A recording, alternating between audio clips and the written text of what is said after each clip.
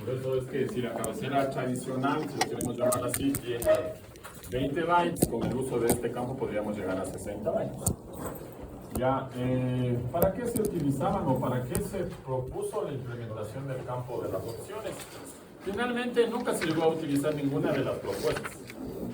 Una de las opciones era hacer source routing.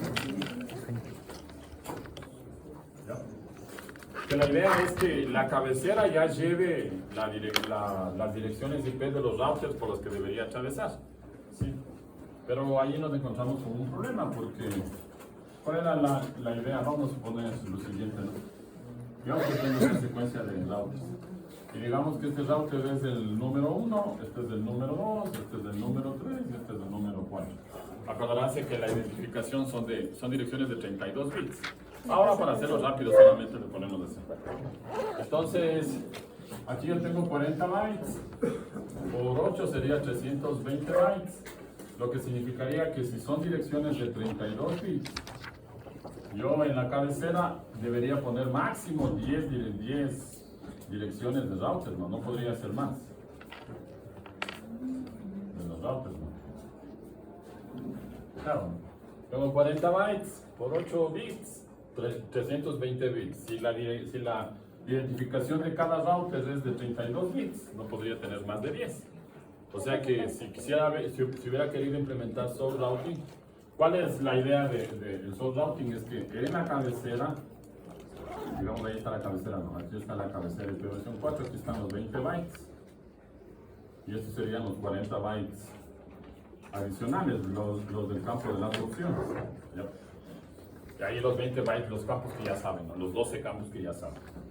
Entonces, la idea cuál era, cuando se hacía source routing o cuando se pretendía o cuando se propuso esa alternativa, era que en el campo de las opciones viajen las direcciones de los routers por los que va a pasar el paquete. Entonces debía decir que va al router 1, luego va al 2, luego va al 3, luego va al 4, hasta el router número 10, ¿no? Que sería el que alcanzaría. Si el destino estaba en el router número 11, ya no podía. ¿Por qué? Porque ya por espacio no alcanzaba.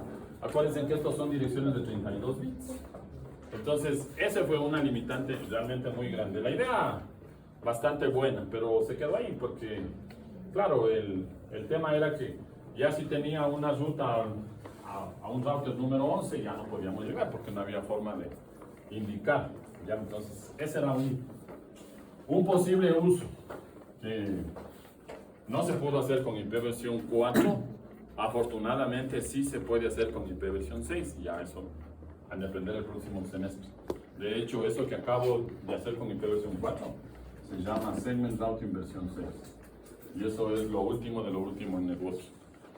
Ya se está haciendo mucha investigación.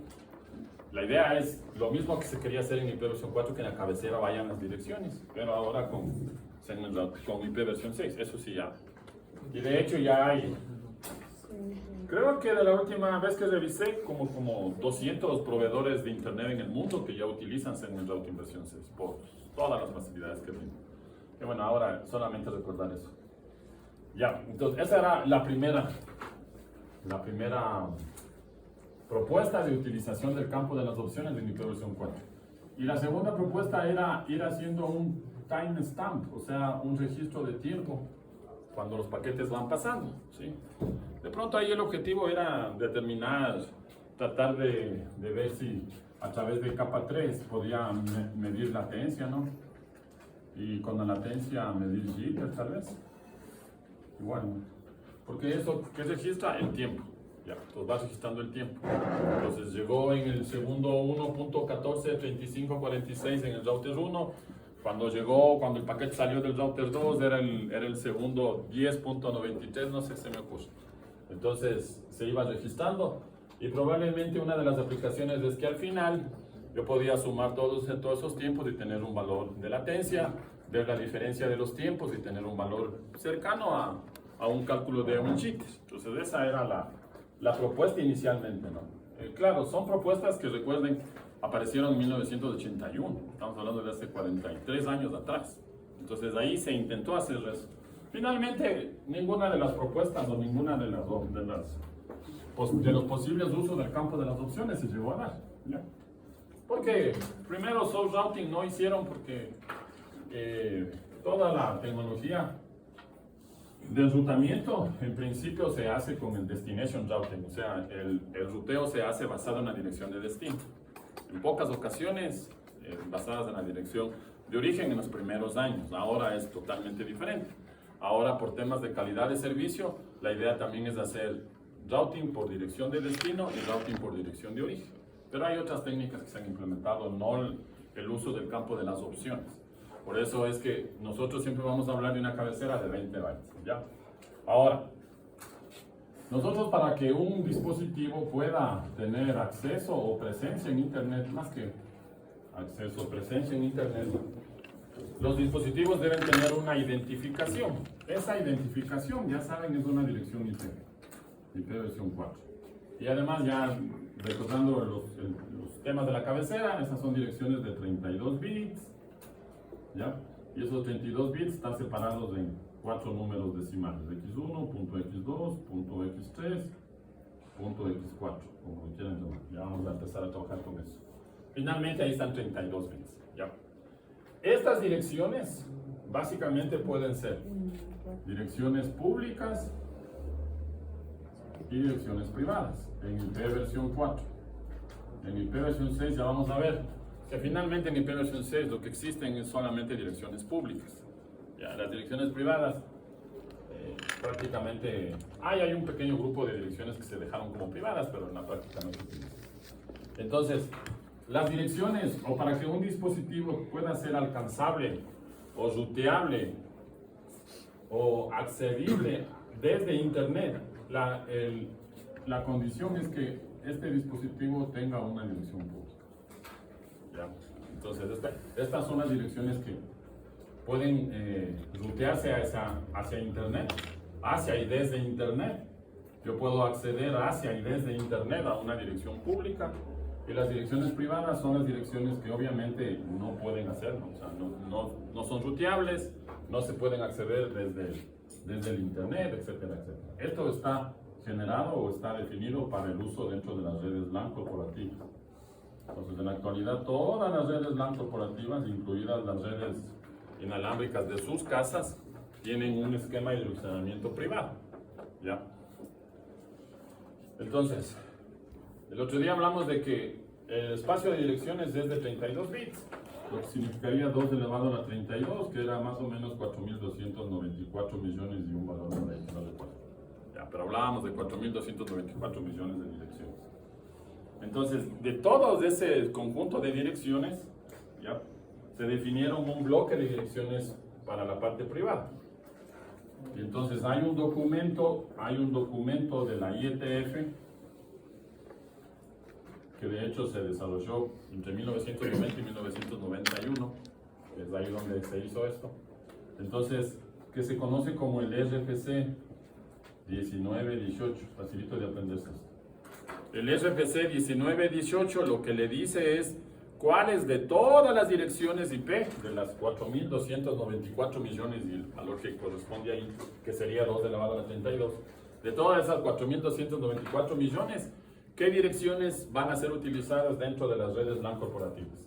Y finalmente esas serían las direcciones que son privadas. Entonces dijeron, a ver, vamos a utilizar un primer bloque, todo el bloque 10.0.0/24.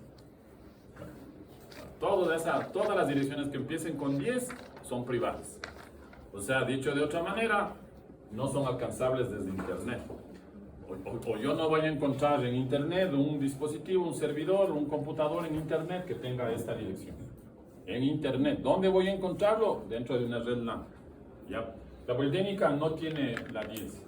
La Politécnica tiene el otro bloque que se definió, que es de la 172.16.00 a la 172.31.255.255. Ya luego vamos a ver dónde están sus valores, ¿no? /16. Eso también son direcciones privadas. La Politécnica tiene este bloque de direcciones. En algunos laboratorios está la 16.1, 16.2 y así sustantivamente. ¿Sí? La 25.3 y así. Todo el campo está definido, ¿no? Y hay un tercer bloque que también es direccionamiento privado, que es lo más probable es lo que ustedes tienen en las casas, que es de la 192.168.00 a la 192.168.255.255/24. ¿Ya?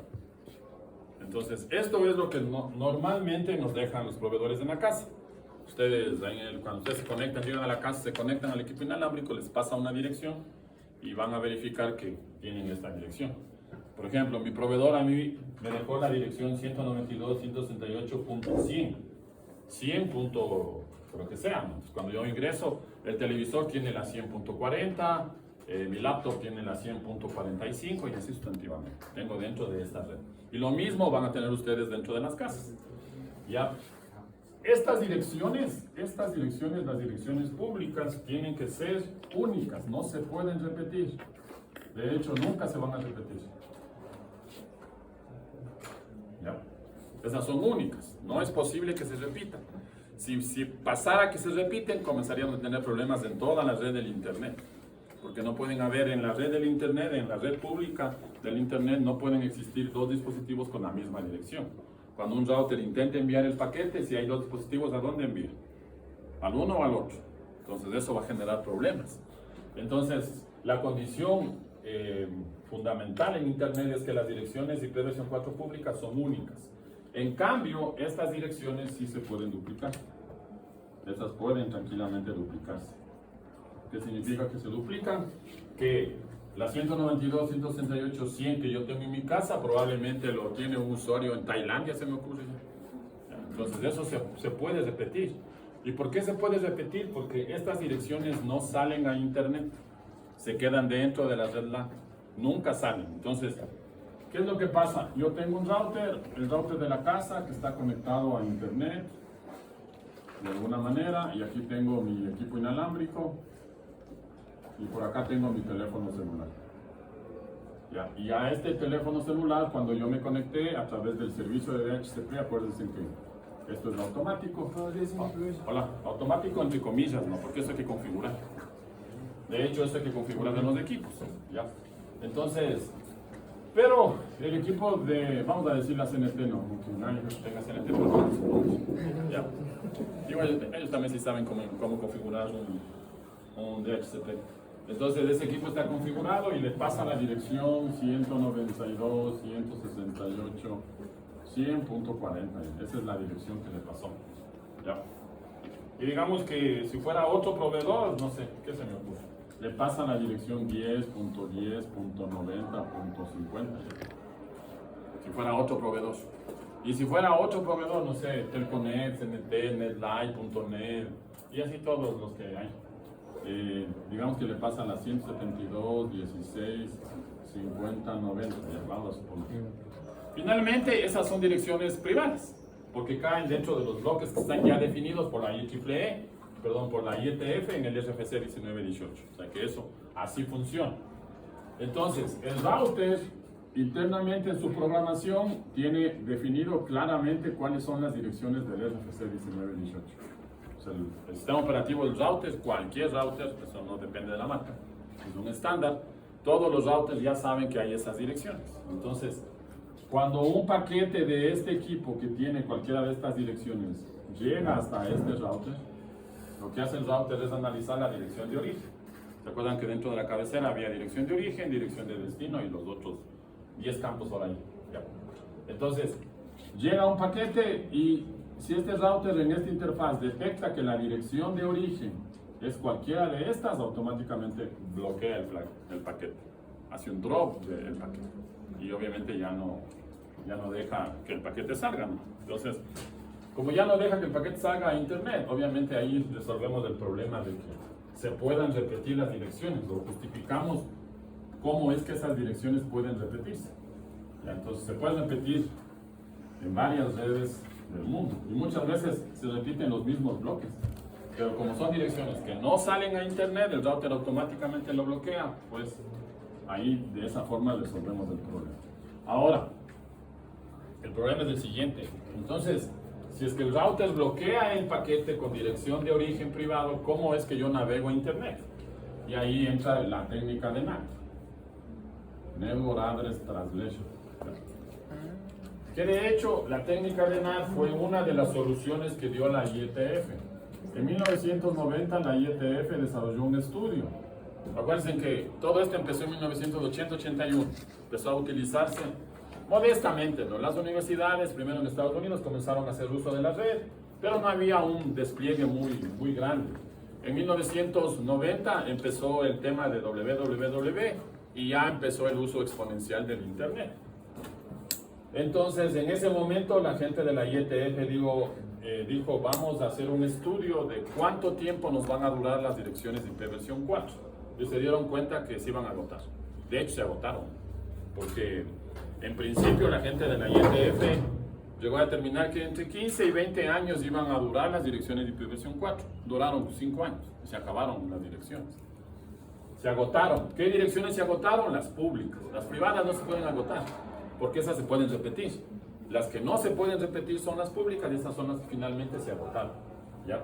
Entonces, ¿qué dijeron? A ver, entonces vamos a resolver el problema, vamos a tratar de ver cómo resolvemos el problema.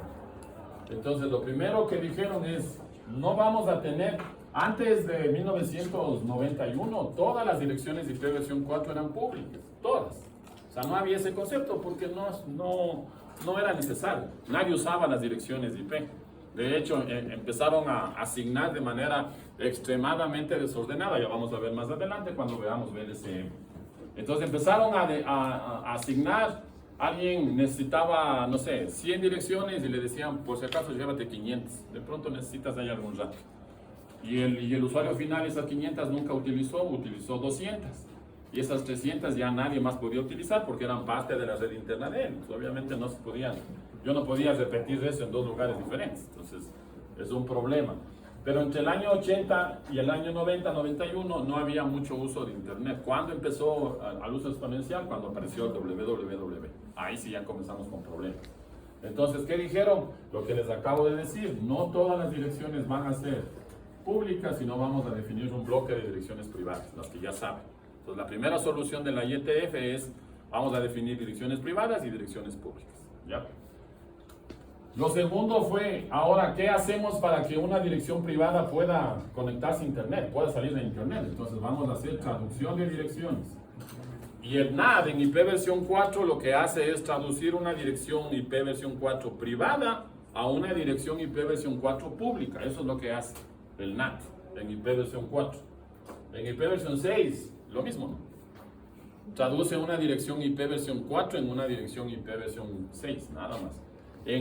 Bueno, ya vamos a ver más adelante. En IP versión 6 no hace falta NAT, porque hay tantas direcciones de IP versión 6 que la estadística dice que durará más o menos unos 700-800 años para que se agoten las direcciones. Asignándoles, ¿se acuerdan? Los que ya saben, asignándoles 18 quintillones de direcciones a cada uno de los usuarios. Entonces hay una cantidad extremadamente grande. Pero bueno, entonces en IP versión 4 este NAT, la traducción o la traslación de direcciones de red, lo que hace es cambiar la dirección privada en una dirección pública y viceversa. Cambiar la dirección pública en una dirección privada. Eso es lo que hace NAT. ¿Qué más dijeron? Ya no vamos a asignarle lo que el usuario quiera, sino lo que el usuario necesite. O sea, a ver, yo quiero 1000, a ver, déjeme ver cuánto es su requerimiento. Usted no necesita 1000, usted necesita 200. Entonces ya no le vamos a asignar un bloque muy grande. Entonces, ¿qué se diseñó? Subnetting. Ahí se diseñó Subnetting y VLCM. En la práctica lo que hacemos es VLCM. En IP versión 4 lo que hacemos es VLCM. Pero ya saben los que ya conocen que VLCM finalmente es una secuencia de varios subnets. O sea, al final, lo mismo. Y dijeron, y de pronto, si ya no mismo se puede resolver eso, vamos a crear un nuevo protocolo. Vean, esto se pensó y se empezó a desarrollar en 1990, en la década de los 90. O sea que IP versión 6 no es un protocolo nuevo, para nada. En el mercado el protocolo ya lleva más de 30 años. ¿Sí? Estandarizado, más de 25 años. En estudio, más de 30 años. Entonces es un protocolo que... El tema es que ahora se ha empezado a utilizar por el tema de la cantidad de tráfico que hay, ¿no? Recuerden que la estadística habla de que 45 IP versión 6, 55 IP versión 4. Y ya de a poco eso va a ir cambiando, ¿ya? Pero bueno, entonces, ¿qué es lo que normalmente pasa? Yo tengo aquí en mi interfaz conectado a mi proveedor a un router que es del proveedor de internet, Telconet. ¿Ya? Aquí está toda la red del internet. Y digamos que por aquí está el servidor. Ya no es Facebook, ahora se llama TikTok. Con Caesmo. No sé ustedes saben. Una nueva versión de TikTok. Ya. Entonces, esto está en internet con una dirección pública. Parece chiste, pero es verdad. ¿Cuáles son las direcciones públicas? Las que no son privadas. Obviamente, no hay otra forma de definir. Todas las direcciones que no son privadas terminan siendo direcciones públicas, ¿ya? De las que se pueden utilizar. Acordaránse que inicialmente se definieron 3 clases. Ahora esas clases ya nadie los toma en cuenta porque eso ya no existe. Pero ahí estaba claramente las direcciones que podían ser utilizadas dentro de las redes, desde la 0 hasta la 200, ¿cuánto? 223. O sea, ustedes van a encontrar como direcciones públicas cualquier dirección entre la 0 y la 223. Menos obviamente los bloques de las direcciones privadas. Y hay otras direcciones que ya vamos a ir viendo, direcciones especiales. Pero bueno, entonces vamos a suponer que este servidor tiene la dirección 200.9.5.14. Ya vamos a suponer que esa es la dirección de ese servidor. Claramente esa es una dirección pública. No cae ni en el bloque de la 10, tampoco cae en el bloque de la 172 y peor cae en el bloque de la 192, o sea que es una dirección pública. Y ahí está el router que nos dejó el proveedor. Y aquí tengo mi computador. Y digamos que ahora a este computador se le asignó la 192.168.10.9. ¿Ya? Entonces, ¿qué hace el router? Este dispositivo del usuario necesita conectarse hacia ese servidor que está en internet y que tiene una dirección pública. Entonces envía un paquete y el router analiza. Recuerden que dentro de la cabecera IP versión 4 voy a tener 12 campos. De esos 2 campos, los 2 campos fundamentales es la dirección de origen y la dirección de destino. Entonces, la dirección de origen sería 192, lo poner en rojo, 192.168.10.9, esa es de donde nace el paquete de esa estación, y la de destino sería donde me quiero conectar, en este caso la 200.9.5.14. Ya. Entonces llega hasta acá. Si el router no tiene configurado nada, nos fregamos, porque él analiza esto y dice, a ver, esta es una dirección privada, el paquete no puede salir. Entonces, ¿qué es lo que hace? Cuando tengo configurado NAT, cuando ustedes tienen esta configuración, aquí hay una dirección IP, ¿no? Normalmente esta dirección es una dirección pública, por ejemplo, 198.1.1.1 y la de acá, 198.1.1.2. Vamos a suponerlo, ¿ya? 198, eso es público, porque acuérdense que las privadas son 192, 168. De hecho, yo puedo tener una 192, 169 y eso ya es público, no es privado. Porque la privada es la 192, 168. ¿Me acordarán de esta partecita? Entonces, esta conexión, que es la fibra que viene a través de GPON y un montón de cosas más, finalmente, de alguna manera llega al router del proveedor. Ahí ven, ustedes verán cómo lo hacen, si a través de radioenlace con las antenas del Hugo o como ustedes quieran. Finalmente llegan acá. A nivel de capa 3 tienen una dirección pública. Que de hecho ustedes esto no manipulan, porque eso ya el proveedor va y configura eso. Ustedes solamente lo que hacen en la casa es denme la clave de su red inalámbrica. Entonces ustedes dicen, déjame nomás mi número de cédula y cómo está. Porque así como viene, no viene puesto el número de la cédula. Entonces a veces les da pereza ya, facilito hackearles de aquí al paso. Pero bueno, entonces, ¿qué hace el router cuando está configurado NAT? Reemplaza la dirección de origen por la dirección pública de la interfaz. O sea, para que el paquete pueda salir, si no puede salir, saca esta dirección. ¿Y qué le pone ahora como dirección de origen? La dirección IP de la interfaz del router, que sería la 198.1.1.1.1. Ahora sí, ya puede salir el paquete internet porque se cumple la condición de que la dirección de origen para poder enviar internet tiene que ser una dirección pública.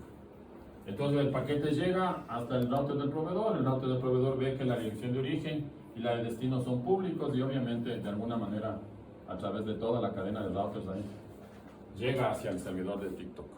Ese servidor responde, crea un paquete, igualito no. Él va a crear un paquete a nivel de capa 3. Acordaránse que a nivel de la capa de transporte debe haber creado un segmento TCP o un segmento VP o un segmento QUIC, lo que ustedes quieran. Ahora estamos analizando la capa de Internet. Entonces la dirección de origen y la dirección de destino. ¿Cuál es la dirección de origen ahora? La dirección del servidor, en este caso que le hemos llamado TikTok ahí. 200.9.5.14. ¿Y cuál es la dirección de destino? La de origen de que llegó la solicitud, que sería la 198.1.1, ¿no? 198.1.1.1. Y nuevamente no, él va a enviar, como la dirección de origen y la de destino son públicos, se va a enrutar sin ningún problema y va a llegar hasta aquí. Ese paquete ya le llega, viene con esa dirección de destino, ¿sí? Pero él sabe que al interior no hay ninguna, o sea que aquí el paquete llega, ¿no? Acá ya llegó el paquete. Dirección de origen, ¿de dónde viene? Del servidor llamado TikTok ahí, que sería 200.9.5.14. En la dirección de destino, ¿cuál llega? 198. Ah, soy yo. Pero no le puedo pasar a la LAN porque dentro de la LAN no hay ninguna 198. ¿Cuál hay? 192. Ah, entonces él tiene una tabla de NAT. Una tabla NAT. Esa tabla NAT está en memoria RAM. Por eso no hay que apagarle el router. No le tengan pena. El router está hecho para aprender. Está trabajando 24/7. Los 365 días del año. No le tengan pena al router. Ah, se va la luz, pues allá en la empresa hay que tener UPS y todo el tema este, ¿no? Ahora se está dañando la parte electrónica por los cortes, pero no es que sea un comportamiento normal en muchas partes del mundo. Ya, entonces, esto está en la memoria RAM, no se olviden que tiene la tabla de NAT, quién solicitó y con qué dirección pública salió, eso es lo que tiene. Cuando regresa, él dice, la dirección que viene es 198.1.1, pero eso fue porque hubo una petición de este dispositivo. Entonces le vuelve a cambiar, ¿no? Y le pone aquí la dirección 192.168.10.9, esta sería la dirección de destino. Y ahí sí, como ya tiene una dirección interna, pues obviamente el router lo envía hasta acá. Y ahí se establece la comunicación. Así funciona el NAT. No es tan simple configurar, pero así funciona. Ya vamos a empezar a hacer luego las configuraciones. Todos los equipamientos, absolutamente todos, permiten hacer NAT. Inclusive en Windows no sé, la verdad que no sé, deberían averiguar. Pero en Linux sí se puede hacer NAT. Ustedes tienen una máquina con 2 tarjetas y pueden hacer NAT. Una tarjeta está conectada a internet, la otra está conectada a la LAN y hace NAT sin ningún problema. Para eso se utiliza la línea de comandos del firewall que se llama IP tables en los sistemas Linux y se puede hacer NAT sin ningún problema. ¿Ya? ¿Preguntas? Ya, iremos de ver más adelante. Porque hay varios tipos de NAT, ¿no? Hay NAT estático, hay NAT dinámico, hay PAT, etcétera, etcétera, etcétera. Y de hecho hay una versión de NAT que se llama CGNAT. CGNAT. NAT de nivel carrier, ¿sí? O sea, es un NAT que normalmente se hace dentro de los proveedores de servicio. Pero bueno, ahora no vamos a ver eso, ahora solamente de manera general cómo funciona el NAT, o para qué sirve el NAT, que eso es lo que nos interesa. Entonces ahora ya está claro que cuando ustedes se conectan al GNS3 y ponen el objeto de NAT, ¿qué es lo que está haciendo realmente? Está haciendo una traducción de direcciones para poder salir de internet. Si no, no tendría forma de que salga. Ya. Ahora, vamos a conversar sobre IP versión 6. Entonces, bueno, primero ya hemos visto que no es un protocolo nuevo, más de 30 años en el mercado. Sí, de hecho más de 35 años en el mercado, desde que se empezó a hacer el estudio. ¿Ya? Hubo una versión ahí media intermedia que se llamaba ST2, el protocolo del Streaming 2, que esa era la IP versión 5, pero que esta realmente nunca llegó a estandarizarse, obviamente, ¿no? Sí. se presentó una propuesta, hubieron un grupo de ingenieros que presentaron esa propuesta, pero finalmente nunca llegó a tomar mucho interés en la IETF. Finalmente recuerden que si uno lo quiere ver así, hay un monopolio, ¿no? El que decide si sí o si no es la gente de la IETF. O sea que por más buena idea que pueda haber, si a la gente de la IETF no le conviene o no le interesa o le cae mal el que presentó, claro, también se puede dar, ¿no? Claro. Entonces, si viene hay alguien de alguna empresa que tuvo problemas con el directorio de la IETF y por más buena propuesta que sea, simplemente no estandarizan, ¿no? O le dicen, traiga a Jorge y le dejan ahí 30 años en estado de borrador, que también ha pasado. De hecho, ustedes buscan en la IETF, hay documentos del año 70 que siguen en borrador. O sea, nunca llegó a estandarizarse. Puede ser que algunos se haya sido una buena idea, ¿no? ¿Por qué no le habrán dado trámite? Eso ya tiene que ver mucho con la parte humana, no sé qué pasaría realmente. Pero yo sí he escuchado, bueno, más que escuchado, sí he leído de casos en los que ha habido muy buenas ideas y también ha habido robo de ideas, ¿no? Pues yo me han presentado una idea, no le doy trámite y yo presento y ya la mía la aprobó y yo salgo como autor de ese SFC. ¿Ya? ¿Qué es lo que pasa cuando algunas personas ahí en las tesis hacen el paper y se ponen primeritos y segundo al estudiante? Claro, no tiene sentido. Ustedes tienen que ser primeros, ustedes son los que hacen el trabajo. Salvo que no hagan ustedes el trabajo y les hayan dado haciendo, que también pasa, ¿no? Ahora, venta de papers así, en Amazon y en Mercado Libre, ¿sí o no? O sea que ahora hacer papers, la verdad el que hace, muy bien, pero el que compra, ya pues, o sea, ahora ya no es una hazaña realmente eso. De hecho, no hay que comprar, vean, hay que hacer papers con ChatGPT, te ayuda. Claro, o sea, no te tomará más de 15 días hacer un paper con ChatGPT. Pero el tema es que esto disculpen el término que voy a utilizar, pero es que es así, se ha prostituido el tema primero de los doctorados y segundo de los trabajos de investigación. Porque uno piensa que hace una tesis, hace una prueba en GNS3 y puede presentar un paper, no es así. Tiene que nacer de un proyecto de investigación que dure al menos 5 o 6 años. Ahí viene, hace 3 veces ping y ya funcionó, ve aquí me salió, son los tiempos para este. Eso no es verdad. O sea, los papers tienen que ser un trabajo y además tiene que nacer de proyectos de investigación. No es que yo me invento, voy a probar la ruta estática. O sea, y además vienen a decir, vea, nadie tiene. Se ponen a buscar 4,000 papers de lo mismo y copiar. Entonces, por eso digo, es que hay que tener mucho cuidado en ese sentido, ¿no? Hay varias formas de cómo hacer papers, también hay formas de hacer un estudio bibliográfico de un tema, pero la normativa dice que cuando van a hacer un paper de estudio bibliográfico tienen que leerse al menos 100 papers. Y ustedes ven los papers, 4 referencias. Ya, el que mejor ha hecho 10 referencias. Cuando la normativa dice al menos dice, no dice tope, al menos 100. Es que claro, porque ¿cuál es el objetivo de hacer un paper bibliográfico? Es darme cuenta de si algo de la teoría está equivocado, ¿sí? En tal documentación se han equivocado y están usando mal el concepto del NAT, porque el NAT traduce la dirección de origen, no la de destino, por poner el ejemplo. Pero luego de leer y de leer y de leer, eso es del doctorado realmente. Cuando ustedes van a hacer el doctorado, al final tienen que dar una idea de que se van a pasar al menos 3 años leyendo. Para que al final de los 3 años digan, me parece que aquí en lugar de 2 ha sido 4. Y ese es el aporte que ustedes dan a la ciencia. 30 años pensaron que era 2, luego de mi estudio de 4 años, al final, podría ser que no sea 2, porque con 4 también funciona. Ese es mi aporte. Ese es el doctorado. Ingeniero José, ya PhD. ¿Listo? Así de simple. Pero bueno, regresemos ahora a lo que estábamos haciendo. Entonces, como ya comentamos, esto no es un protocolo nuevo. Es un protocolo con bastantes años en el mercado, ¿ya? Pero, claro, la gente aprendió mucho de IPv4, ¿no? O sea, muchas cosas de IPv4 se trasladaron a IPv6 porque al final han funcionado, ¿ya? Y entonces, primero, la primera solución del protocolo fue lo obvio, ¿no? Extender el tamaño de las direcciones, claro.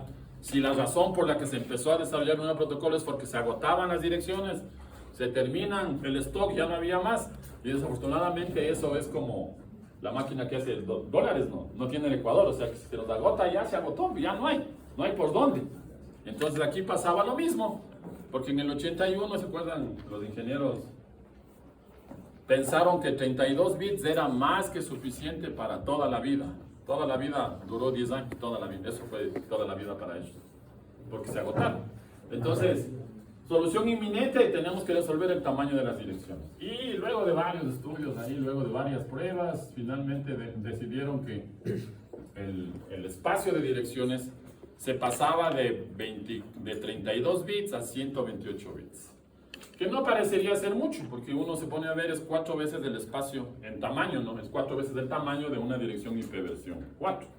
Pero en cantidad, ahí sí ya, realmente es mucha la diferencia. Porque de 4 billones de direcciones IP versión 4 que existían, 2 elevado a la 32, 4.294, finalmente 4 billones de direcciones. Se pasaron o nos pasamos a 341 decillones. Y un decillón es un 1 con 36 ceros. O sea, piensen en 36 ceros ahí en Amstrad. O sea que hay el número total de direcciones, hay 341 decillones de direcciones. Solo para que tengan una idea, al día de hoy estamos hablando de casi el 45% de tráfico de IP versión 6.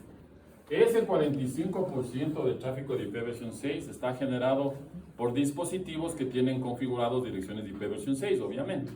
Todo ese número apenas llega al 2% de las direcciones totales.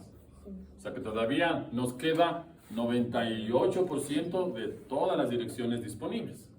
Y verán que ya hemos hablado de hecho, IP versión 6 se empezó a utilizar en la práctica desde el año 2002, 2003, o sea que estamos hablando más o menos de 20 años.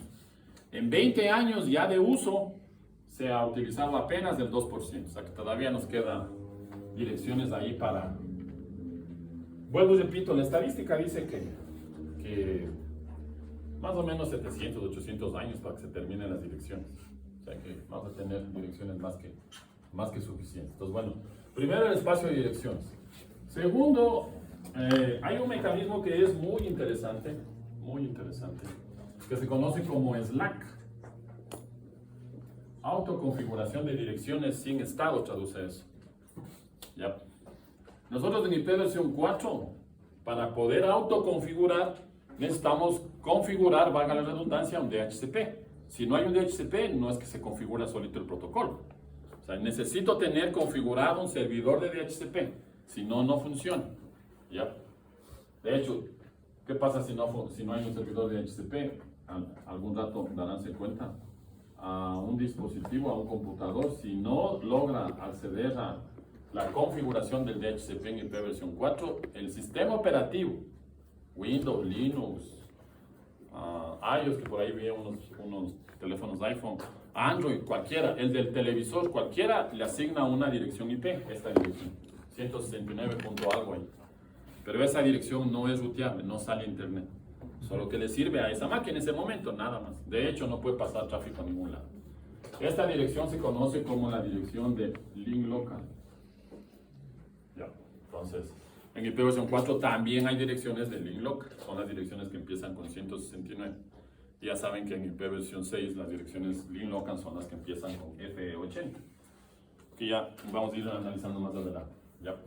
Entonces, en IP versión 4 estamos complicados, estamos atados de pies y manos. O configuramos manualmente o lo hacemos a través de un servidor de DHCP. No hay otra manera, no hay forma. En cambio, en IP versión 6 no hace falta. En IP versión 6 el protocolo te autoconfigura. ¿Sí? No hay que configurar ningún servidor de DHCP. Entonces, ¿qué es lo que hay que hacer?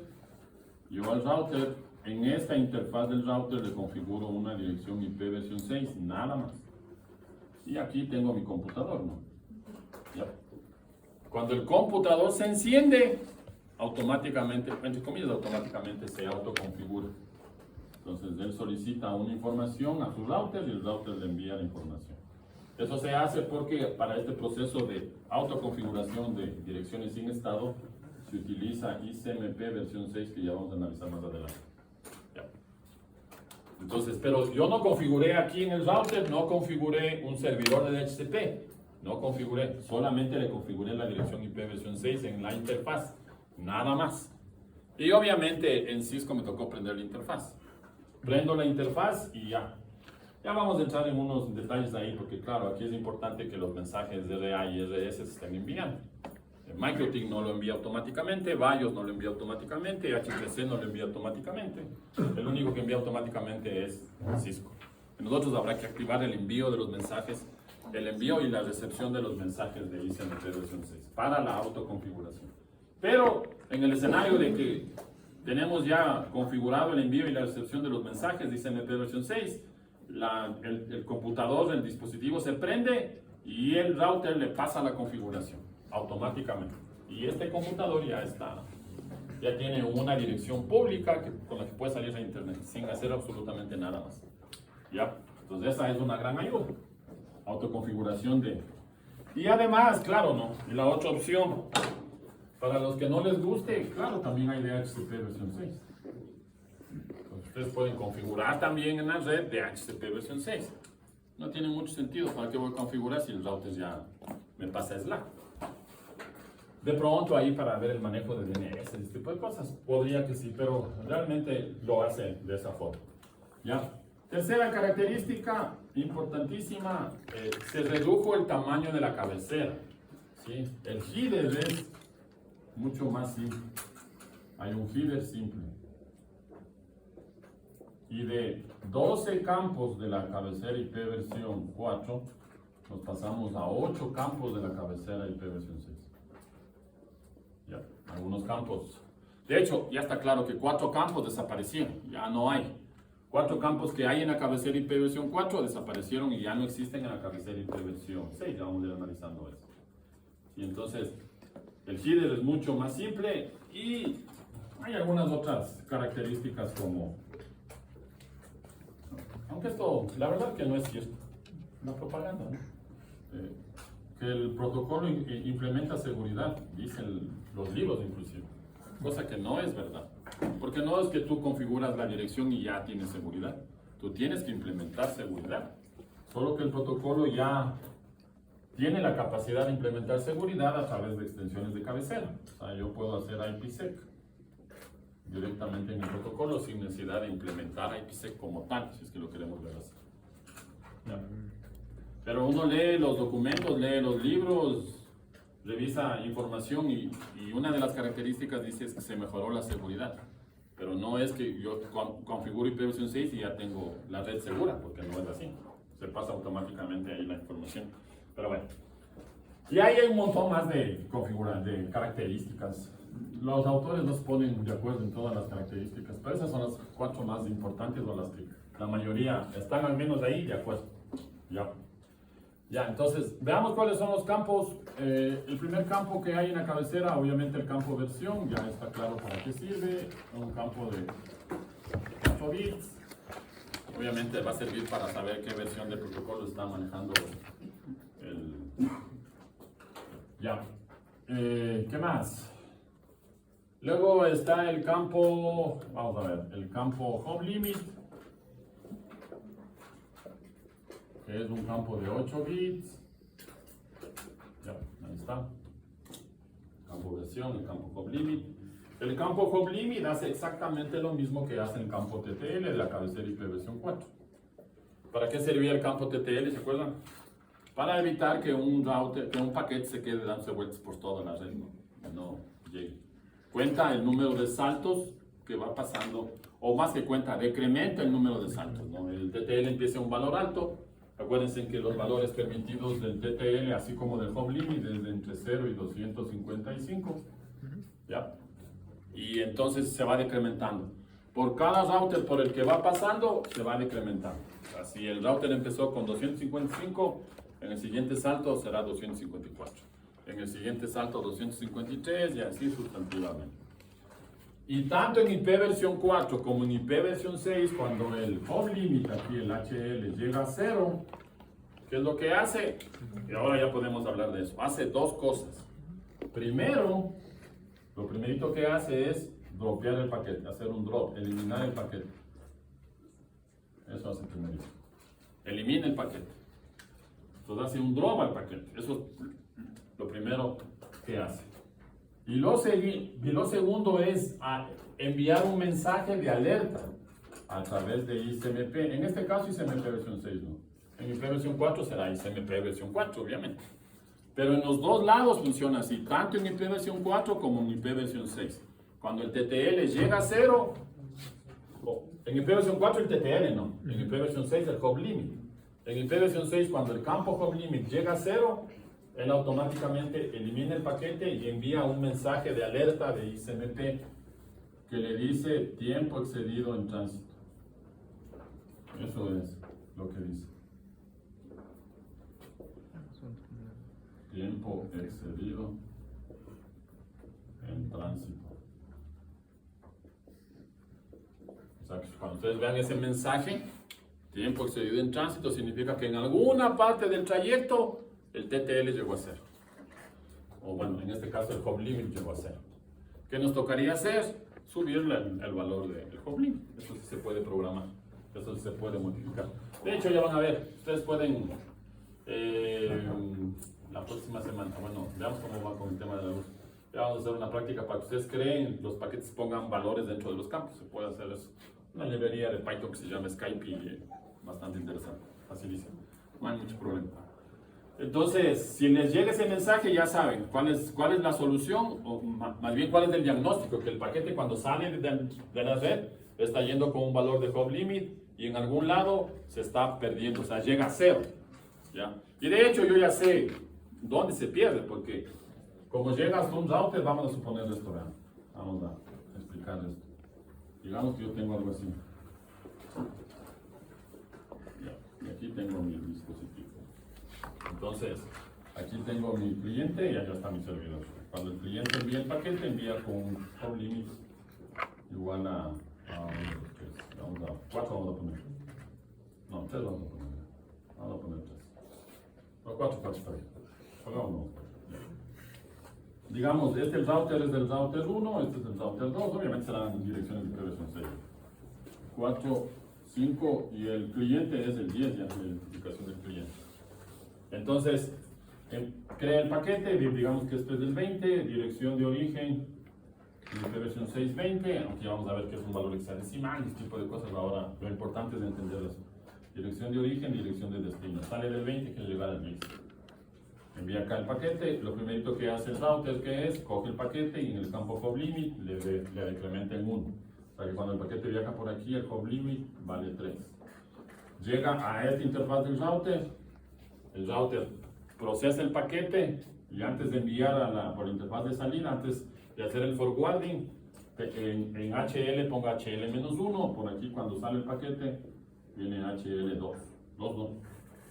Llega al router número 3, el router número 3 procesa la información y antes de enviar o antes de hacer forwarding, decrementa HL igual a 1 y ahí se nos fregamos. Porque cuando llega a esta interfaz, el router 4 procesa y él antes de enviar por la interfaz, o sea, cuando intenta sacar por ahí, vamos a ponerle en rojo, el primerito hace en HL, ponga HL-1, pero ahí, ¿qué me da? Me da un HL de 0. Y entonces el router 4 dice, a ver, el HL llegó a 0, drop. Ya no puede viajar el paquete, porque llegó a 0 el HL. Pero por si acaso, claro, verán que el paquete llegó hasta acá, ¿no? ¿Con qué dirección de origen? 20. ¿Qué dirección de destino? 10. Entonces, ¿qué hace el paquete? Este router, ¿qué hace? Crea un paquete ICMP versión 6, dirección de origen, la dirección del router, 4. Dirección de destino, el origen del paquete, 20. Y aquí lo que va llevando en datos es el mensaje ICMP versión 6 que le dice tiempo excedido en tránsito. Y este mensaje es enviado hasta acá. Entonces este router sabe claramente dónde se quedó el paquete. ¿Y puede pasar que también ese mismo paquete se elimine o se reduzca también el drop del paquete? ¿Cómo? Que igualmente funcione lo viceversa, sino que ya se acabó los números altos y vuelta se acaba el número de saltos. No se podría acabar porque él sabe cuánto llegó acá. Él no va a mandar un TTL1. Tiene que mandar un TTL, no sé, 10, 20. Pero él no va a enviar un TTL1. De hecho, esto que pase no es muy común. Porque generalmente cuando los paquetes, los sistemas operativos actuales sacan el paquete con el HL a 255. Entonces, ¿pero qué puede pasar? Digamos que este equipo está demasiado congestionado. ¿Ya? Está demasiado congestionado y de hecho ese paquete, cuando llegó acá, el paquete ya ni siquiera se guardó en el buffer, sino ya se perdió. ¿Ya? No hay un tiempo de regreso, porque recuerden que para que él regrese, el HL vale 0. ¿Ya? Lo que dice Jorge es, ¿qué pasa si es que cuando él envió el paquete, aquí mandó con un HL igual a 2? Pues va a llegar aquí a HL1 y va a llegar aquí y él ya va a descartar el paquete, ¿no? Y le va a volver a enviar. Técnicamente, claro. Sí. Pero es que este equipo ya sabe que no debería crear, porque cuando manda el mensaje y CMP dice, el origen cuando me envío, porque él sabe claramente quién es el origen. ¿Quién es el origen? 20. Sí. Entonces él sabe claramente que cuando mandó el paquete, él creó un paquete con un HL muy bajo. Entonces él, para evitar eso, ¿qué hace? Pone el valor máximo, 255, ¿no?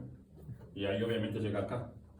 Y entonces él ya sabe, me llegó el mensaje de tiempo excedido en tránsito, entonces el HL4 no sirve, tengo que poner un valor mayor. No le pone 5, no le pone 6, probablemente le pone 20 y ahí sí el paquete ya llega sin ningún problema. Sí. Pero lo que dice Jorge sí puede pasar, o sea, si este paquete que genera el router 4 le pone HL2, ¿qué pasa? Entonces viene acá con H1 y cuando llega acá, aquí ya se borra. Y otra vez no. Y ahora, ¿cuál es el origen? Es este de aquí. Entonces él envía ahora nuevamente un mensaje acá. Y él le dice, creo que creé muy bajo el... Entonces ya le pone más y ahora sí ya debería llegar hasta acá. Sí, ya, está claro. Así funciona en IP versión 4 y en IP versión 6, igualito. El mensaje es el mismo. Ya. Listo. Hub limit resuelto. Siguiente campo. Next header. Este campo es interesante. Next header. Bueno, antes de campo traffic class, clase de tráfico.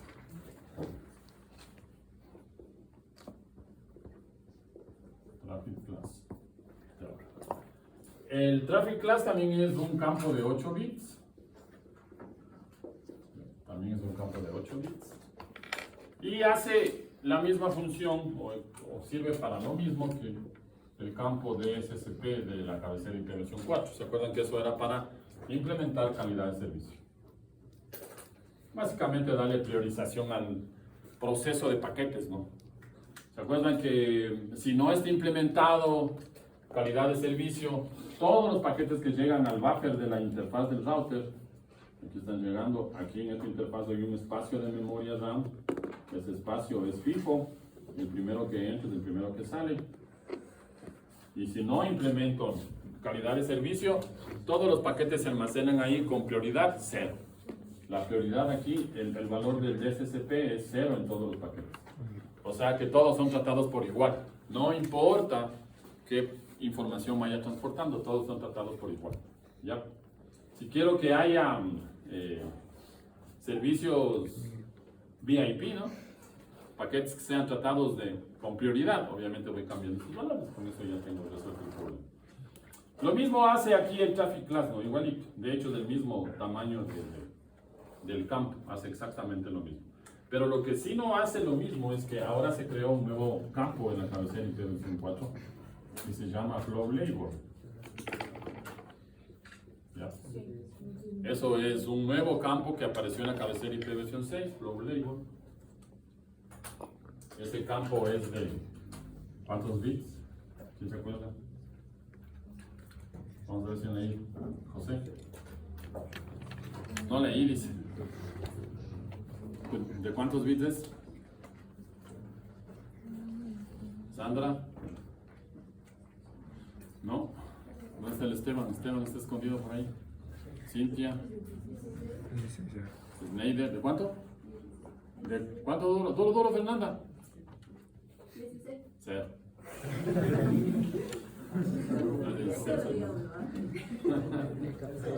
Johan, ¿de cuánto es? ¿De cuánto es? Después van a decir mala gente, el Inge me hace ser tercero. Me hace ser tercera, mala gente, el Inge, mala gente. ya tengo la tesis lista y no puedo graduar porque el Inge no me ayuda. ¿Sí o no? 20 bits de memoria. 20 bits. Ya, entonces ahí está Flow Label. ¿Para qué sirve el Flow Label? Imagínense que hay una transmisión de video. Entonces, por acá tengo un router que está conectándose. Digamos que yo necesito, digamos que aquí está el servidor de video, aquí está el servidor de video. Y por acá está mi cliente. Eso no es posible hacer en IPv4 4. En IPv4 4 es posible darle calidad de servicio a cada paquete. O sea, si él genera de aquí hasta acá 500 paquetes,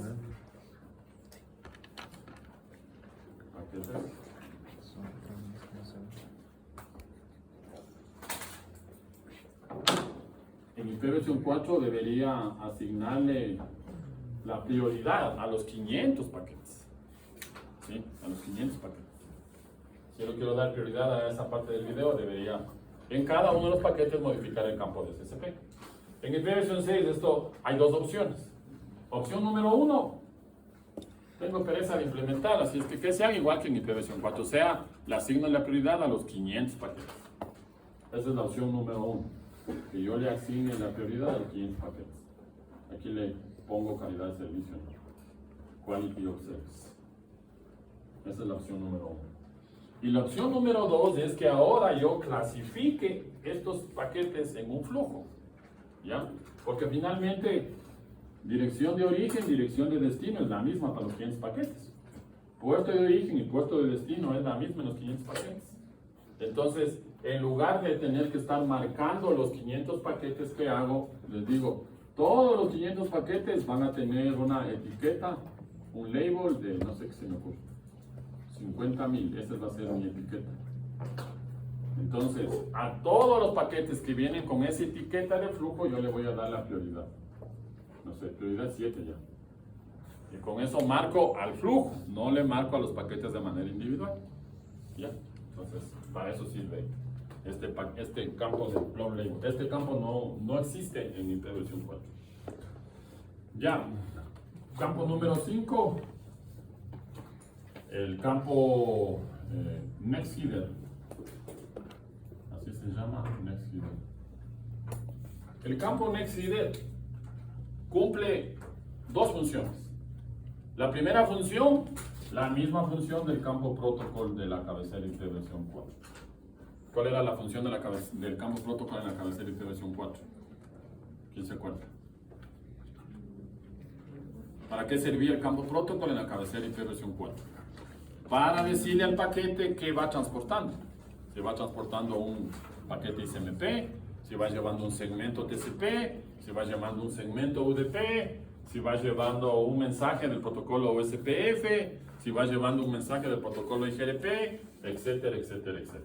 Entonces, aquí exactamente lo mismo. Esa es la primera función. ¿Ya? Entonces, en el campo NextHeader voy a tener valores. ¿Qué valores voy a tener? 17 si es UDP. 6 si es TCP. 58 si es ICMP. Los más comunes. El resto toca ver. Entonces, si es UDP, 17. Si es TCP, si el paquete IPv6 va llevando un segmento TCP, 6. En el campo NextHeader. Si es ICMP, va llevando 58. Ya, recordarán ustedes. Johan, y si va llevando Quick, ¿cuánto debería llevar ahí en la cabecera NextHeader? Si es Quick, ¿cuánto debería llevar?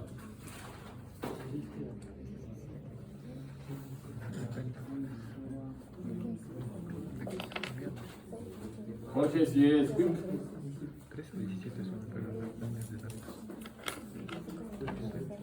¿Cuánto lleva si es Quick? Edgar. 13. Alexandra, ¿cuánto? No sé, pues yo estoy preguntando, me responde con otra pregunta. ¿Cuánto lleva? Voy a hacer cosecha el primer parcial. Tenemos que no cosechar. Así como están sembrando las nubes, yo voy a cosechar el primer parcel. ¿Cuánto lleva? Si es quick. Pero tú dices de cómo Vamos, tranquilos. La pregunta es para los que están con segunda. Los de primera no pasa nada, son todavía jóvenes. Tienen mucho tiempo por delante. ¿Cuánto lleva si es quick? Dani. No le vea a su compañero. Su compañero está con primera, tranquilo. Y recién está entendiendo cómo ha sido la vida de telecomunicaciones. ¿Cuánto lleva? ¿Cuánto lleva José? ¿Cómo va a llevar 13? Póngase 2 ceros, ¿acordán? Ahora me acuerdo. No vendrá a decir, yo me gané puntos, tiene que decir que tiene que ser honesto, tiene que decir, yo me saqué 2 ceros, bájeme nomás 2 puntos. Claro, eso sí no hace.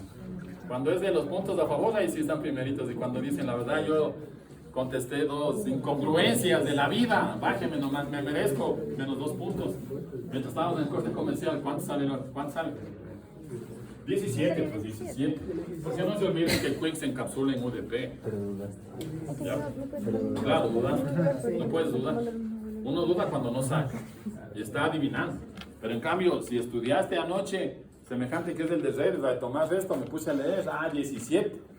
Sí leí. ¿Ya? Sí leí, pero no he leído bien. Dice. Lo que dije estaba bien, pero te anoté dudoso. Como que será, no será. Ojalá no me equivoque. 17. ¿Por qué? Porque el protocolo Quick se encapsula en UDP. Eso vimos el otro día en la...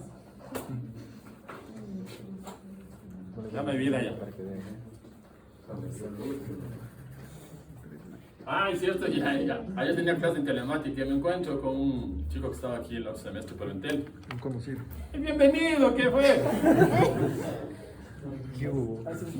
Pensé que no iba a dar clases. Digo, no, yo tampoco sabía que se ha pasado, pero con más ni que ahora ya sabe. ¿Dónde se acaba el mes? Pero está enseñándole a los compañeros, es bueno. Va a ser mi asistente. ¿Está claro?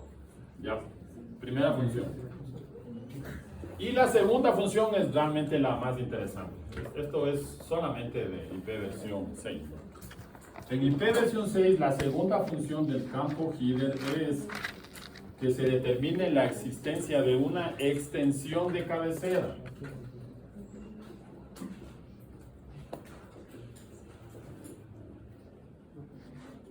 O sea, ¿qué es una extensión de cabecera? Una cabecera adicional. ¿Ya? De hecho, el RFC que define IPv6 6 no dice cuál es el límite de las cabeceras. O sea que yo podría tener tranquilamente, si es que se necesitara, cabecera IPv6 número 1, cabecera número IPv6 número 2, cabecera IPv6 número 3, sustantivamente, hasta la que necesite. No está definido eso. Y obviamente aquí los datos. ¿Ya? Ahora, ¿para qué necesitaría tener otra cabecera a la cabecera original? Para dar más funcionalidades al protocolo. La gente que desarrolló esto se puso ahí bien pilas y dijo, hasta ahora estas son las cosas que necesitamos del protocolo, pero ¿qué tal si después de 20 años los ingenieros que estudian redes dicen necesito crearle nuevas funcionalidades? Entonces dejémosles la posibilidad de que se puedan crear, que el mismo protocolo sin cambios pueda dar otras funcionalidades. Y entonces para eso sirve, ¿no? Entonces, 2 casos específicos de cuando uso extensión de cabecera: cuando utilizo el protocolo ESP, cuando utilizo el protocolo AH o cuando voy a hacer segment routing. Esos son los usos comunes al día de hoy de las extensiones de cabecera. ESP y AH, para los que no saben, esos son los protocolos que brindan seguridad a través de IPsec. ¿Ya? Entonces, cuando yo implemento IPsec dentro del protocolo, lo puedo hacer a través de AH y a través de ESP. Solamente eso ahora, no vamos a entrar en detalles. Ya luego tenemos un tema de IPsec. Entonces, y ahora va a estar más chévere, ¿no? Pues está, el que se ríe porque ya se acuerda lo que le conté. A los que al semestre anterior sabíamos que había un tamaño fijo de cabeceras, ahora no es verdad. Estudié un nuevo RFC y ahora no es verdad. Depende del tamaño de la clave del algoritmo de integridad. Entonces ahora en los ejercicios más adelante, en los ejercicios de más adelante, hay que recordar cuál es el tamaño de la clave para saber cuál es el tamaño de la cabecera. ¿Se acuerdan que el semestre anterior dijimos 44 en modo túnel y 24 en modo transporte? No es verdad. Depende de Vamos a ser sinceros con ustedes y decirles ya son grandes, ya pueden comprender. No es verdad. Entonces ahora vamos a entrar en ese detalle. ¿Ya? Es justo y necesario, dicen por ahí. Entonces, ¿qué es el segment routing? Lo que les dije hace un rato que intentaban hacer con IP versión 4, ¿no? Que la cabecera tenga ya los routers. Solo que aquí no hay límite. ¿Sí? No hay límite. Yo puedo tener una cabecera ahí con 200 direcciones de routers y el paquete irse por los 200 routers sin ningún problema. ¿Ya? En cambio, en IP versión 6, ¿cuál es el máximo número de routers por los que podría pasar? 10. No puede haber más. ¿Por qué no? Porque el campo de las opciones era de 320 bits y las direcciones de IP versión 4 son de 32 bits. 320 para 32, 10. O sea que no puedo poner 11, no puedo, es imposible. Tendría que modificar la cabecera del protocolo. Tendría que modificar el campo de las opciones de la cabecera del protocolo IP versión 4 y eso no es posible. Para resolver ese problema, aquí sí puedo usar extensiones de cabecera. Acordaránse de eso. De hecho, nosotros del próximo semestre hacemos extensión de cabecera con segment routing. Esa parte es bonita, para que vean cómo funciona. Listo. Entonces, ahí está. Siguiente campo, campo número 6. Ya terminamos, campo número 6. El campo número 6 es el campo payload length, longitud del payload.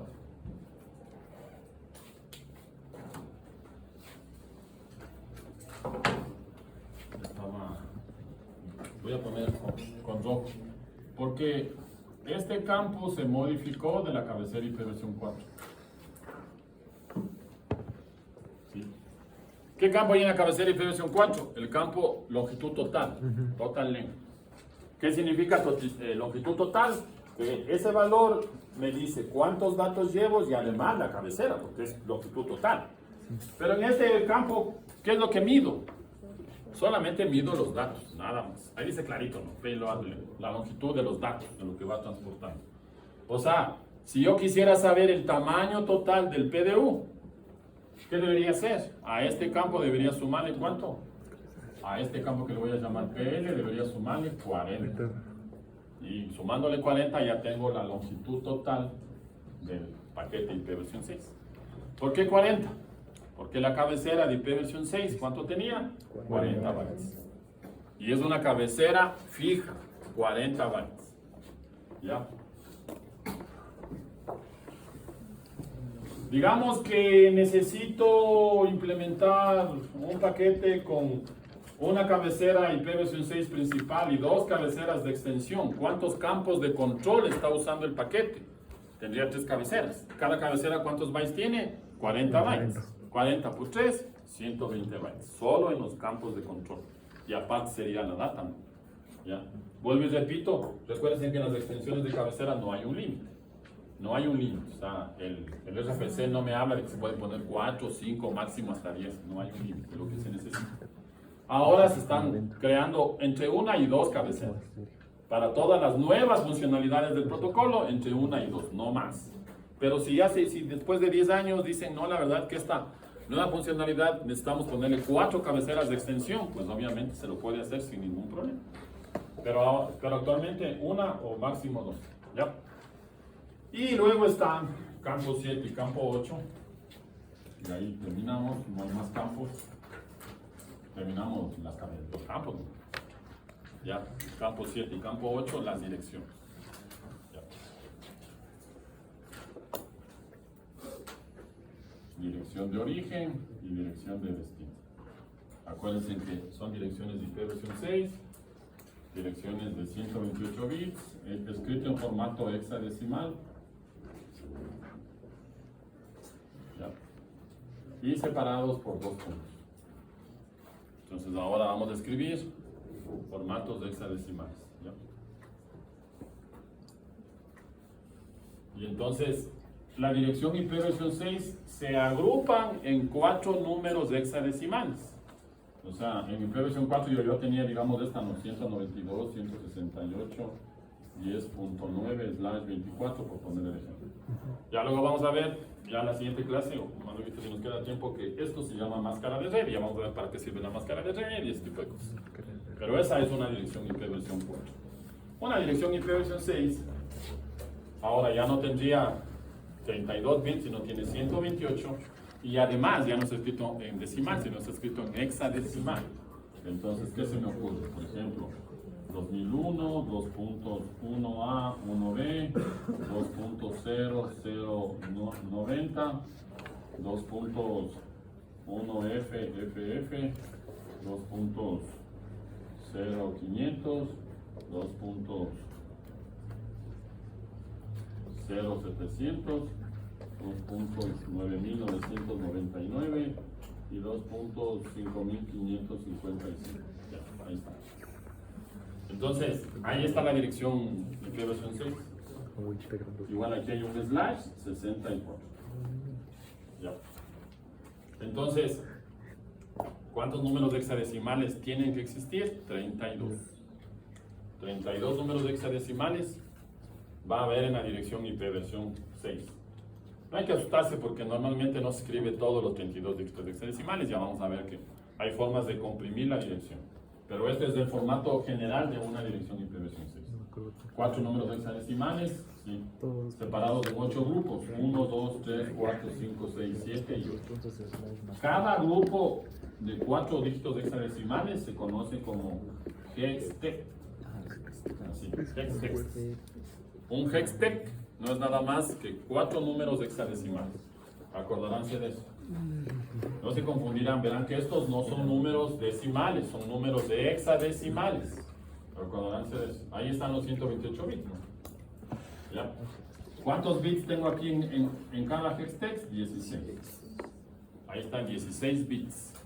¿Por qué son 16 bits? Porque recuérdense que si son números de hexadecimales, para cada número hexadecimal, ¿cuánto necesito? 4 bits. 4 bits me permite representar un número hexadecimal. 2 elevado a la 4, 16. Del 0 al 9, A hasta la F. Ahí están los 16 valores que ustedes ya conocen. ¿Ya? Entonces, 4 bits un número hexadecimal, un hextech, 4 por 4, 16. 16 por 8, 128. Ahí están los 128 bits de la dirección. ¿Ya? ¿Está claro? Dayana, ¿qué campos desaparecieron? ¿Qué campos de la cabecera IP versión 4 ya no hay en la cabecera IP versión 6?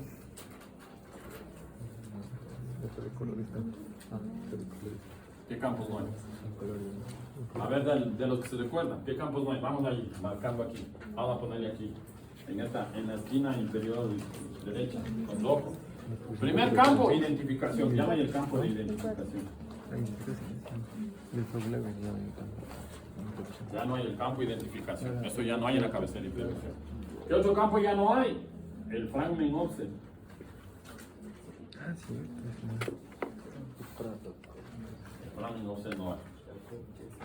Ya, exactamente. El siguiente campo, el checksum, ya no hay. Zoom. Ya. ¿Qué otro campo ya no hay?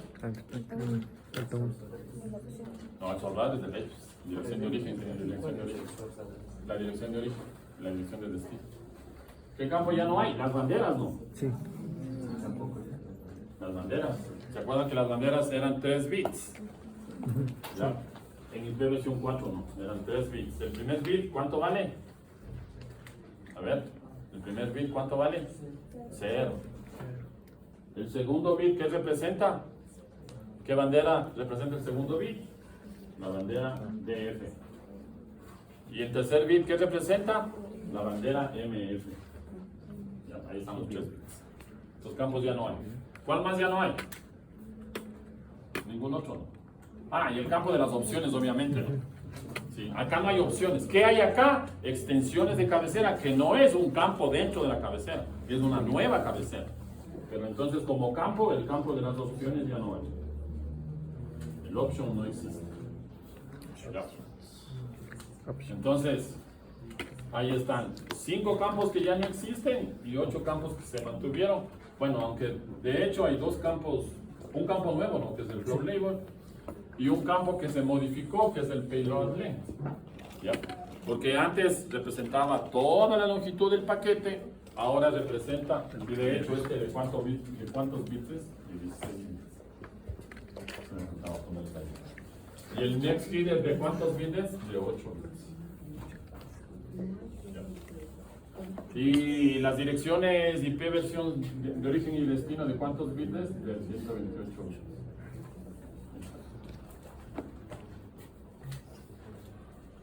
Si no, si ustedes suman, multiplican, dividen y hacen lo que ustedes tienen que hacer, les va a salir 320 bits.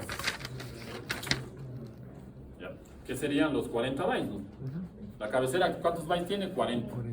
40 por 8, 320. Entonces, si suman eso, si suman todo eso de ahí, les va a dar 320. Ahí están los 40 bytes. ¿Ya? Ah, ¿qué otro campo no hay? ¿Qué falta un campo? ¿Qué otro campo no hay? Tamaño de la cabecera. El campo header length. Recuerden que eso sí hay en IP versión. ¿Por qué? Porque en IP versión 4 la cabecera es variable. Es 20 bytes, pero yo podría llegar hasta 60 bytes. En IP versión 6 la cabecera es fija, es siempre 40 bytes. ¿Está claro? Entonces ya saben, indique 3 campos de la cabecera IP versión 6, de la cabecera IP versión 4 que no hay en la cabecera IP versión 6, ahí tienen. De los 3 tienen 6, ya saben, ahí encontré. Ya. Ya. Indique los campos de la cabecera IP versión 6 que no existen en la cabecera IP versión 4. A ver, ¿creación hay en IP versión 4? Sí. ¿Off-limit hay en IP versión 4? Sí, solo que se llama TTL, pero hay. ¿Dirección de origen y dirección de destino hay? Sí. ¿Payload length hay? Sí, pero acá marca el longitud total. ¿Qué más? ¿Cuál no existe? Flow label. ¿El net feed de rayo no hay? Sí, se llama protocolo. Ya, se llama protocolo, acordarán de eso. Cuidado, vayan a poner el campo protocolo de la cabecera IP versión 6, les pongo 0.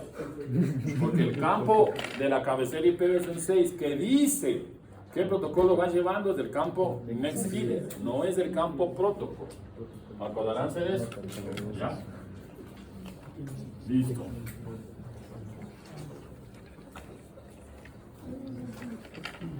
¿Cuánto nos falta? 5 minutos. ¿Preguntas? ¿Preguntas?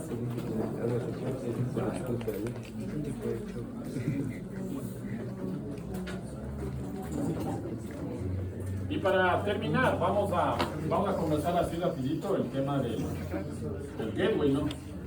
En IP versión 4 y en IP versión 6. Digamos, aquí yo tengo mi router y este router de alguna manera está conectado a la parte externa de la red.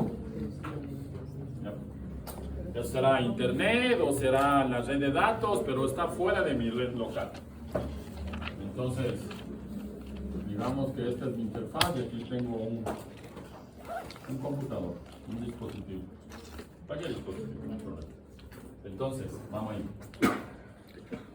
Este dispositivo para poder conectarse debe tener primero una dirección IP versión 4 o una dirección IP versión 6.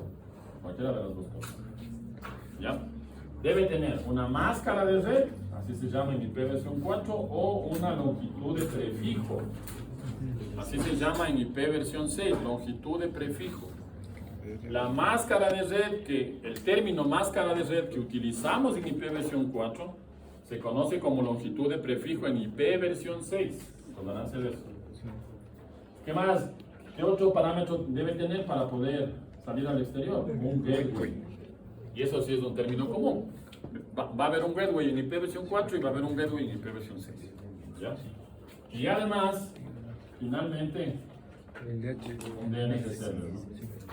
Un servidor de DNS, para que pueda hacer la traducción del FQDN a la dirección.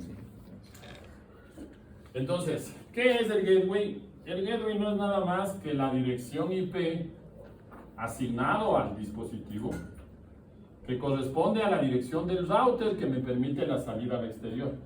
O sea, digamos que esta tiene la dirección 192.168.10.1 de la 24.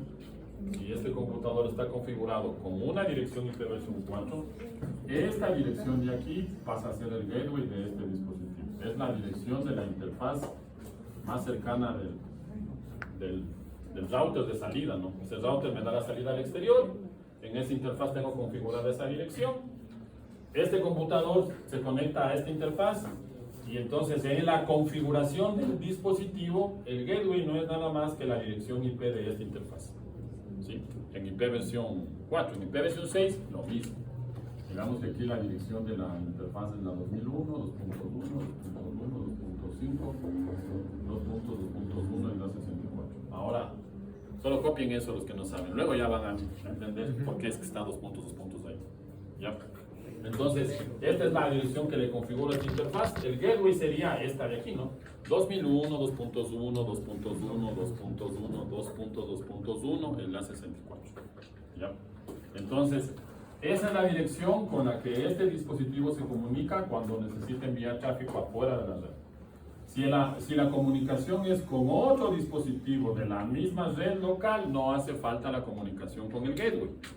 O sea, digamos que este computador se quiere comunicar con este computador, como están dentro de la misma red, la comunicación es directa, ¿no? Ya. Pero si necesito que cualquiera de los computadores se comuniquen con un servidor que está fuera de mi red local, ¿sí? La única manera es que se comuniquen a través del router.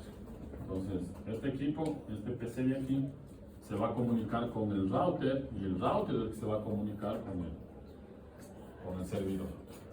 ¿Sí? El único dispositivo que tiene la capacidad de comunicar diferentes redes IP, versión 4 o versión 6, es el router. Entonces, eso es el gateway, es un parámetro fundamental. Sin la configuración del gateway, no tengo forma de salir fuera de mi red. Actualmente, con lo que hacemos, es imposible tener eso. O sea, ¿para qué implementamos una red si solamente vamos a tener comunicación interna? Eso no existe, ¿ya? Porque significaría que la matriz del banco ya no se va a poder comunicar, o más bien, la agencia del banco ya no se va a poder comunicar con la matriz, si no sale. Entonces, fregados ahora. Sí, para eso sirve el gateway. Ya vamos a empezar a configurar ahí los equipos y vamos a ir viendo esta partecita. Ya, listo chicos, muchas gracias, nos vemos. See you tomorrow.